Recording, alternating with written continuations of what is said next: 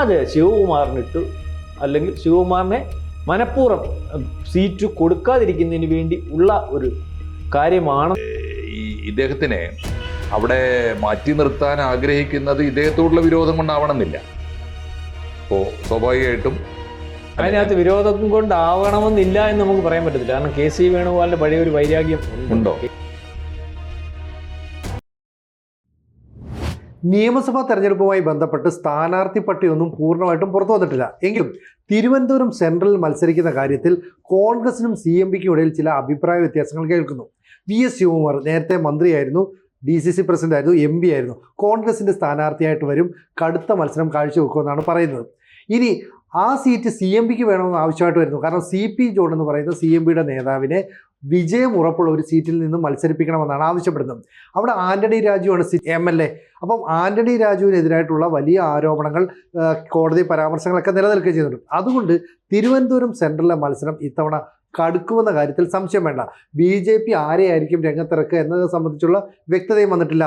VS Shivakumar മികച്ച ഒരു പ്രകടനമാണ് MLA എന്ന നിലയിൽ അവിടെ കാഴ്ചവെച്ചത്. അദ്ദേഹം പരാജയപ്പെട്ടിട്ടും പിന്നീടും അവിടെ മണ്ഡലത്തിൽ തന്നെ ഉറച്ചു നിന്ന് പ്രവർത്തിച്ചു എന്നുള്ളൊരു അഭിപ്രായം കോൺഗ്രസിനുണ്ട്. അതുകൊണ്ടാണ് ഈ സീറ്റ് CMPക്ക് കൊടുക്കില്ല എന്ന്, അല്ലെങ്കിൽ കൊടുക്കാൻ പറ്റില്ല എന്നൊക്കെ കോൺഗ്രസ് നേതാക്കൾ, പ്രവർത്തകരൊക്കെ ഉറച്ച നിലപാടെടുത്തതും. മന്ത്രി എന്ന നിലയിലും വലിയ പരിക്കുകളൊന്നുമില്ലാതെ മികച്ച പ്രകടനം കാഴ്ചവെക്കാൻ VS ശിവകുമാറിന് സാധിക്കുകയും ചെയ്തിട്ടുണ്ട്. K കരുണാകരൻ എന്ന് പറയുന്ന കോൺഗ്രസിലെ അതികായൻ കണ്ടെടുത്ത് മത്സരരംഗത്തേക്ക് ഇറക്കിയ ആളാണ് VS ശിവകുമാർ. അന്ന് വരെ നമ്മൾ കേട്ടിട്ടില്ലാത്ത ഒരു കോൺഗ്രസ് നേതാവിനെ അവതരിപ്പിച്ചുകൊണ്ട് K കരുണാകരൻ ഉറച്ചു പറഞ്ഞത് ഇതാ മികച്ചൊരു നേതാവെന്നാണ്. ഇവിടെ ഇപ്പോൾ CMPക്ക് ഈ സീറ്റ് കൊടുക്കുന്നതുമായി ബന്ധപ്പെട്ട് പല തർക്കങ്ങളും കേൾക്കുന്നു. എങ്ങനെയാണ് കാണുന്നത്? അതിനകത്ത് കോൺഗ്രസിനകത്ത് പ്രശ്നങ്ങളുടെ ഭാഗമായിട്ട് മാറ്റി നിർത്തപ്പെടുന്ന ഒരു നേതാവെന്ന് നമ്മൾ പറയേണ്ടി വരും. കാരണം ഇതിനകത്ത് K കരുണാകരൻ മോൾഡ് ചെയ്തല്ലാത്ത നേതാക്കന്മാരൊന്നും ഇന്നും ഇപ്പോഴും നമ്മൾ പരിശോധിക്കുമ്പോൾ കോൺഗ്രസിനകത്തില്ല. പിന്നെ അദ്ദേഹം മോൾഡ് ചെയ്യുന്നതും അദ്ദേഹം ചൂണ്ടിക്കാണിച്ചതിന് ശേഷം അദ്ദേഹത്തെ വിട്ടുപോയിട്ടുള്ള നേതാക്കന്മാരേ ഉള്ളൂ. അപ്പോൾ ഈ നിൽക്കുന്ന ആൾക്കാരെ മൊത്തവും K കരുണാകരൻ കൊണ്ടുവന്നു. അതിനകത്ത് ഉമ്മൻചാണ്ടിയോ അല്ലെങ്കിൽ അദ്ദേഹത്തിൻ്റെ ഭാഗമായിട്ട് ചില ആൾക്കാർ മാറ്റി നിർത്തി. ഈ രമേശ് ചെന്നിത്തലയാരുടെ പ്രോഡക്റ്റ്, പന്തളസുകാരനാരുടെ പ്രോഡക്റ്റ്, KC വേണുഗോപാലാരുടെ പ്രോഡക്റ്റ്, അല്ലെങ്കിൽ കാർത്തികൻ, അല്ലെങ്കിൽ ഇങ്ങനെ ആര് കയ്യിലുണ്ടാവുന്നത്. അതുപോലെ തന്നെ അദ്ദേഹം തിരുവനന്തപുരത്തു നിന്ന് കണ്ടെടുത്ത ഒരു നേതാവാണ് ശിവകുമാർ. ഈ ശിവകുമാർ തിരുവനന്തപുരത്ത് ആദ്യം യൂത്ത് കോൺഗ്രസിൻ്റെ ജില്ലാ പ്രസിഡന്റ് ആകുമ്പോഴാണ് അദ്ദേഹം സീറ്റ് കൊടുക്കുന്നത്. അതിനകത്ത് വല്ലാത്തൊരു കഥയുണ്ട്. ഒരു കാലത്ത് K കരുണാകരൻ്റെ മകൻ കേരള രാഷ്ട്രീയത്തിലേക്ക് വന്നപ്പോൾ K കരുണാകരനെതിരെ K കരുണാകരൻ കൊണ്ടുവന്ന യുവ തുർക്കികളെല്ലാം കൂടെ ഒരു ഈ പടയൊരുക്കം ഉണ്ടാക്കി. ഇനി ഞങ്ങൾക്കൊന്നുമില്ല, ഇതോടുകൂടി ഞങ്ങളുടെ രാഷ്ട്രീയ ഭാവി പോയി എന്നുള്ള രീതിയിലേക്ക്. അന്ന് KC വേണുഗോപാൽ എനിക്ക് തോന്നുന്നു യൂത്ത് കോൺഗ്രസിൻ്റെ സംസ്ഥാന പ്രസിഡന്റായിട്ടിരിക്കുമ്പോൾ ഒരു ജാഥ നയിക്കുന്നു. ഇത് തിരുവനന്തപുരം ജില്ലയിൽ ചെന്നപ്പോൾ KC വേണുഗോപാലിൻ്റെ ജാഥ തടയുന്ന ആളായിരുന്നു അന്ന് ശിവകുമാർ. എന്നുവെച്ചാൽ അന്ന് കരുണാകരനോട് കൂറ് പ്രഖ്യാപിക്കുകയും പിറ്റേ പ്രാവശ്യത്തെ ലോക്സഭാ സീറ്റ് ശിവകുമാറിന് ലഭിക്കുകയും. അതുവരെ ശിവകുമാറിനെ കേട്ടു. പക്ഷെ ശിവകുമാർ വന്നു കഴിഞ്ഞ് അവിടെ പോസ്റ്റ് അടിച്ചു കഴിഞ്ഞപ്പോൾ ഇപ്പം നമ്മൾ പറയത്തില്ല, എവിടെ നിന്നാലും നമുക്ക് ഈ തിരുവനന്തപുരം MP യുടെ ഗുണം അറിയോ? ആണ് ശശി തരൂർ. നമ്മൾ വല്ലാത്തൊരു ഗ്ലാമറാ സാറേ. എവിടെ നിന്നാലും നമ്മൾ വിചാരിക്കും സുരേഷ് ഗോപിക്കാണ് ഏറ്റവും ഹൈറ്റ് ഉള്ളത്. പക്ഷെ അല്ല, ഈ ശശി തരൂർ ഇറങ്ങി നിന്നാൽ നമ്മളിൽ ഗുരുവായൂർ കേശവനെയൊക്കെ നിർത്തുന്നതല്ല, പിന്നെ അവിടെ എത്ര 1000 പേര് നിന്നാലും കാര്യമൊന്നുമില്ല. അതുപോലെ ഹൈറ്റ്, ഗ്ലാമർ അറിയാമല്ലോ, കണ്ടാൽ ഭയങ്കര വൃത്തിയാണ്, ഭയങ്കര. അതുപോലെ ഈ ശിവകുമാറിൻ്റെ പോസ്റ്റ് അടിച്ചു കഴിഞ്ഞാൽ ഭയങ്കര സൗന്ദര്യം. ശിവകുമാറിൻ്റെ സൗന്ദര്യമൊക്കെ ഇപ്പോൾ പോയെന്ന് പറയും, എന്നാലും കണ്ടിട്ടുണ്ടല്ലോ വളരെ അതുകൊണ്ട്. അപ്പോൾ അതിനുശേഷം ഇദ്ദേഹം രാഷ്ട്രീയത്തിലെടുത്ത് DCC പ്രസിഡന്റായി. പിന്നെ ഈ സെൻട്രൽ നിന്നിട്ട് പുള്ളി ഒരു നല്ല ജനപ്രതിനിധിയായിരുന്നു. കാരണം ആൾക്കാർക്ക് ഇഷ്ടമായിരുന്നു. എന്തുകൊണ്ടാണെന്നോ 2016 ഒരു അഡ്ഡപ്പടൽ ഈ പറഞ്ഞതുപോലെ നമ്മുടെ CPMൻ്റെ ഒരു വരവ് വന്നപ്പോൾ, അല്ലെങ്കിൽ ഉമ്മൻചാണ്ടിയുടെ മന്ത്രിസഭ വന്നപ്പോഴും ഇദ്ദേഹം ജയിച്ചു വന്നതാണ്. പക്ഷെ കഴിഞ്ഞ പ്രാവശ്യം അദ്ദേഹം തോറ്റുപോയത് ആന്റണി രാജുവിനോടാണ്. അപ്പം ഈ പ്രാവശ്യവും ആന്റണി രാജുവിന് ആ സീറ്റ് കൊടുക്കേണ്ടി വരുന്ന ഒരവസ്ഥ ഉണ്ടാകും. കാരണം ഒരു സീറ്റേ കൊടുക്കാറുള്ളൂ. അപ്പം അവിടെ BJPക്ക് ഏറ്റവും ക്ലെയിമുള്ള ആണ്. അവിടെ ഇപ്പം വരുന്നതെന്ന് പറഞ്ഞാൽ ഇദ്ദേഹത്തിനെ അവിടെ പരിഗണിക്കുന്നതിനും, അല്ലെങ്കിൽ ഇദ്ദേഹത്തെ അവിടെ കൊണ്ടുവരുന്നതിനും, ഇദ്ദേഹം അവിടെ സ്ഥാനാർത്ഥിയാവുന്നതിനും, ഇദ്ദേഹം അവിടെ വീണ്ടും MLA ആകുന്നതിനും വലിയൊരു അഭിപ്രായം മണ്ഡലത്തിനകത്തുണ്ട്.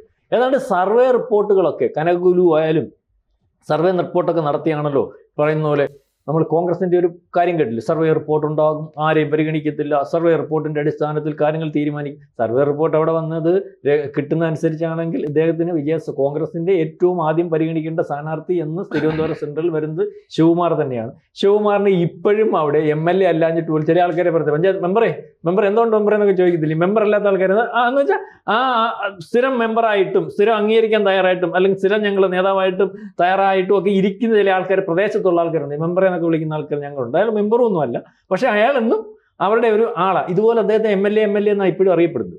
അപ്പം ഇതുപോലെ ആരോഗ്യ മന്ത്രിയായിട്ടിരുന്നപ്പോൾ, അതുപോലെ ദേവസ്വം മന്ത്രിയായിട്ടിരുന്നപ്പോഴൊക്കെ ഇദ്ദേഹം വളരെ കൂടുതൽ വലിപ്പത്തിൽ കാര്യങ്ങൾ ചെയ്തിട്ടുണ്ട്. അതുപോലെ മണ്ഡലത്തിനകത്ത് വികസനത്തിന് വേണ്ട വലിപ്പത്തിൽ കാര്യങ്ങൾ ചെയ്തിട്ടുണ്ട്. അപ്പോൾ അതിനകത്താണെന്ന് ആരോഗ്യ കിരണം, അമൃതം ആരോഗ്യം, അല്ലെങ്കിൽ ഇത്തരത്തിലുള്ള സൗജന്യ പദ്ധതികൾ കണ്ടമാനം കൊണ്ടുവന്നിട്ടുണ്ട്. അപ്പം കോൺഗ്രസ് അടുത്ത പ്രാവശ്യം അധികാരത്തിൽ വരുന്നതിന് വേണ്ടി തീരുമാനിച്ചു ഉള്ള ഒരു പ്രകടനമാണ് കാഴ്ചവെക്കുന്നതെങ്കിൽ, കാരണം തിരുവനന്തപുരത്ത് ഇപ്പോഴത്തെ അവസ്ഥ അറിയാമല്ലോ, അടപടലം കോൺഗ്രസ് പോയിരിക്കുകയാണ്. കാരണം തിരുവനന്തപുരത്ത് CPMന്റെ ഭാഗമാണ് മൊത്തവും. അത് കഴിഞ്ഞിട്ട് രണ്ടാമത് കോർപ്പറേഷൻ പിടിച്ചടക്കി BJPയുടെ നിൽക്കുന്ന അവസ്ഥയുണ്ട്. അപ്പോൾ കോൺഗ്രസിന് അവിടെ മത്സരിക്കണമെങ്കിൽ, ജയിക്കണമെങ്കിൽ അതിന് സാധ്യത ഏറ്റവും കൂടുതലുള്ള, ജനത്തിന് വിശ്വാസമുള്ള, നേരത്തെ ജനപ്രതിനിധി ആയിട്ടിരുന്ന് ആ പ്രദേശത്ത് അദ്ദേഹത്തിൻ്റെ സാന്നിധ്യം തെളിയിച്ചിട്ടുള്ള, കൊള്ളാമെന്ന് ആൾക്കാരെ കൊണ്ട് അഭിപ്രായം പറയിച്ചിട്ടുള്ള ഒരു നേതാവിനെയാണ് സെലക്ട് ചെയ്യുന്നുണ്ടെങ്കിൽ ഏറ്റവും ആദ്യം ശിവകുമാറിനെ തന്നെ സെലക്ട് ചെയ്യുന്നതായിരിക്കും കോൺഗ്രസിന് സാധ്യത. തിരുവനന്തപുരം സെൻട്രൽ തിരിച്ചു പിടിക്കാൻ ശിവകുമാർ കാരണം എന്താണെന്നറിയോ, അപ്പുറത്തേക്കുന്ന CPM അല്ല സാറേ, നമ്മളിപ്പോൾ പരിശോധിക്കും. ആര്? ഒരു ഘടകകക്ഷിയാണ്. BJP അല്ല, ഘടകകക്ഷിയാണ് CPM. പ്രധാനപ്പെട്ട എതിരാളി എന്ന് പറയുമ്പം CPM അല്ലെ CPM ഇടതുപക്ഷവും, ഇടതുപക്ഷത്തിന്റെ ഘടകകക്ഷി അവിടെ പിന്നെ BJPക്കാണ്. അപ്പം ഈ ശിവകുമാർ അവിടെ വന്നാൽ BJPയുടെ സാന്നിധ്യം അവിടെ ഒഴിവാക്കിക്കൊണ്ട് ഒരു പക്ഷേ കോൺഗ്രസിന് ജയിക്കാൻ സാധിക്കും. അല്ലെങ്കിൽ അവിടെ അടുത്ത ജയിക്കാൻ സാധ്യതയുള്ള BJP കാൻഡിഡേറ്റ് തന്നെ. കാരണം പിന്നെ പ്രിഫർ ചെയ്യുന്നത് മനസ്സിലാവുന്നുണ്ട്, BJP അവിടെ തോക്കണമെങ്കിൽ കോൺഗ്രസിന് ബലമുള്ള സ്ഥാനാർത്ഥി ഉണ്ടാകണം. കാരണം ഘടകകക്ഷിയാണ് അവിടെ മനസ്സിലായി, CPM അല്ല. അവിടെ ഇപ്പോൾ CMPയുടെ CP ജോണിനെയൊക്കെ പരിഗണിക്കുന്നുണ്ട്. അത് ശിവകുമാറിനിട്ട്, അല്ലെങ്കിൽ ശിവകുമാറിനെ മനഃപൂർവ്വം സീറ്റ് കൊടുക്കാതിരിക്കുന്നതിന് വേണ്ടി ഉള്ള ഒരു കാര്യമാണെന്ന് തോന്നേണ്ടി വരും. കാരണം അതുപോലെ പ്രധാനപ്പെട്ട ഒരു സീറ്റ്, കോൺഗ്രസിന് കിട്ടാവുന്ന ഒരു സീറ്റ്, ഈ ശിവകുമാറിനെ നിർത്തിയാൽ ഉറപ്പുള്ള ഒരു സീറ്റ് യാതൊരു കാരണവശാലും ഘടകകക്ഷിക്ക് പരിഗണിക്കേണ്ട ഒരു അവസ്ഥയില്ല. ഏതായാലും ശിവകുമാർ തന്നെയാണ് അവിടെ ജയിക്കാൻ സാധ്യതയുള്ള കോൺഗ്രസിന്റെ കാൻഡിഡേറ്റ് എന്നാണ് നമുക്ക് വിലയിരുത്താൻ പറ്റുന്നത്. UDFന് വലിയ പ്രതീക്ഷ നൽകുന്ന ഒരു മണ്ഡലമായിട്ട് തിരുവനന്തപുരം ഇപ്പോൾ മാറിയിട്ടുണ്ട്. ഒരു പ്രധാനപ്പെട്ട കാരണം ആന്റണി രാജു തോൽക്കാനുള്ള എല്ലാ സാധ്യതയും ഉണ്ട് എന്നുള്ളതാണ് ഒന്ന്. രണ്ടാമത്തെ കാരണം ആന്റണി രാജുവിൻ്റെ മുന്നണിയും വലിയ പരാജയം നേരിടാൻ പോകുന്ന, ഇടതുപക്ഷത്തിനെതിരായ വലിയ തരംഗം നിലനിൽക്കുന്നു എന്നൊരു തോന്നൽ പൊതുവേ രാഷ്ട്രീയ വൃത്തങ്ങൾ വന്നിട്ടുണ്ട്. തിരുവനന്തപുരത്താണെങ്കിൽ ആന്റണി രാജു വേറെ എവിടെയും ഇടതുപക്ഷം തോറ്റില്ലെങ്കിലും തിരുവനന്തപുരത്ത് തോൽക്കുന്നുള്ള ഉറപ്പുണ്ട്. അങ്ങനെ വരുമ്പോൾ അതുകൊണ്ടാണ് ആ സീറ്റിന് UDFിൽ കുറച്ച് പ്രിയം കൂടിയത്. ഇപ്പോൾ അതിൻ്റെ ഭാഗമായിട്ടാണ് ഇപ്പോൾ CP ജോണിൻ്റെ CMP തിരുവനന്തപുരത്ത് ഒരു സീറ്റ് ചോദിക്കുന്നത്. അതിന് ഒരുപാട് കാരണമുണ്ട്. CP ജോണിനെ പോലെ ഒരാളെ, പ്രഗത്ഭനായ ഒരാളെ, എന്തുകൊണ്ടും ശേഷിയുള്ള ഒരാളെ UDFിൻ്റെ മന്ത്രിസഭയിൽ ഉൾപ്പെടെ, മന്ത്രിസഭയിൽ എന്ന് ഞാൻ പറയുന്നത് UDF അധികാരത്തിൽ വന്നാൽ മന്ത്രിസഭയിലേക്ക് ഉൾപ്പെടെ ഉന്നം വെക്കുന്ന വലിയ മന്ത്രിയാക്കിയേ മതിയാവും. ആക്കിയേ മതിയാവും എന്ന് മാത്രമല്ല, ആക്കിയാൽ ആ മുന്നണിക്ക് ഗുണവും ചെയ്യുമെന്ന് അവർക്കറിയാം. ഇപ്പം തന്നെ UDFിൻ്റെ ജാഥകളൊക്കെ സാർ ശ്രദ്ധിച്ചിട്ടുണ്ടോ?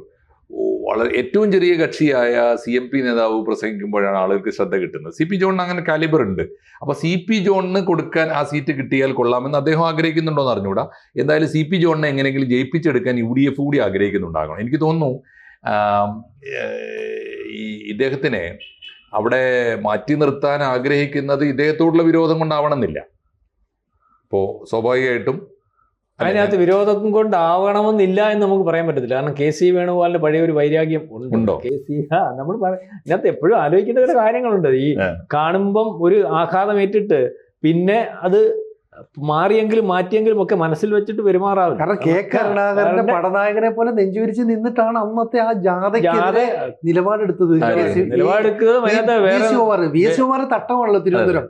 ശിവകുമാറിനെ കുറിച്ച് എനിക്ക് പൊതുവെ തോന്നിയില്ല. എനിക്ക് നിങ്ങൾക്ക് അടുത്തറിയാവുന്നതുകൊണ്ടാണ് അദ്ദേഹത്തിന്റെ സേവനങ്ങളെ കുറിച്ച് ഇത്രയേറെ നിങ്ങൾക്ക് സൂക്ഷ്മമായിട്ടും അദ്ദേഹത്തിന്റെ യോഗ്യതയെക്കുറിച്ചും പറയാൻ പറ്റും. ഞാൻ ദൂരെ നിന്ന് കണ്ട അനുഭവം വെച്ചിട്ട് കേരള രാഷ്ട്രീയത്തിൽ ഒരു മോശം വാക്ക് പോലും പറഞ്ഞിട്ടില്ലാത്ത, കോൺഗ്രസ് രാഷ്ട്രീയത്തിൽ ഈ വിഴുപ്പലക്കുകളിലുള്ള കാലത്ത് പോലും പരസ്പരം ഒരു നേതാവിനെതിരെയും ഒരു അക്ഷരം പറഞ്ഞിട്ടില്ലാത്ത, രാഷ്ട്രീയ എതിരാളികളെക്കുറിച്ച് വർത്തമാനം പറയുമ്പോൾ പോലും വളരെ സൗമ്യമായും വളരെ മാന്യമായും സംസാരിക്കുന്ന ഒരാൾ, അത് ആ കാഴ്ചയിലുള്ളതുപോലെ തന്നെയുള്ള അന്തസ്സ് ജീവിതത്തിൽ സൂക്ഷിക്കുന്ന ഒരാൾ.